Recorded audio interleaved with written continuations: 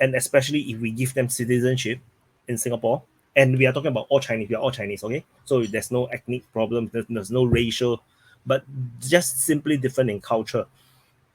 They wouldn't integrate, and we're going to have problems. And if the numbers of this Chinese continue to grow in Singapore to a level where they can start to affect local politics, then we're going to have problems.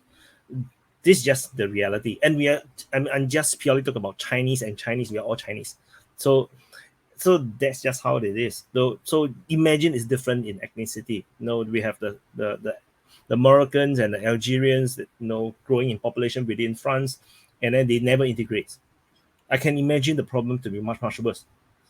And I was just, my example is purely all Chinese. So all Chinese in Singapore, and we voted overwhelmingly in the protest vote around a decade ago to protest against the government, even though the ruling party still wins the super majority, but the swing in votes triggered them to stop giving citizenship freely to Chinese.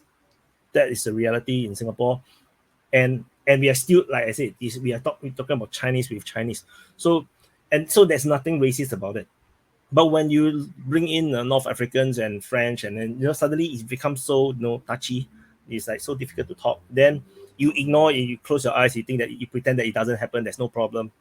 Then you're still gonna get all this burning of cars and brewing problems that you cannot be solved, because you pretend that the problem is not there. You don't enact laws and legislations and have initiatives to try to integrate people, to try to bring people together, because you pretend that it doesn't exist. The problem is not there, so you don't solve a problem that is not there. And if you pretend that it's not there, then the problem will just get bigger and bigger. And I think it's just bad. It's just not a good solution. And so I'm not fair. I've kicked everybody out already, then I can speak my words. So dictatorship is good. So thank you everyone for watching. We have like still 200 of you listening to me playing cheat, only speak when everybody's gone.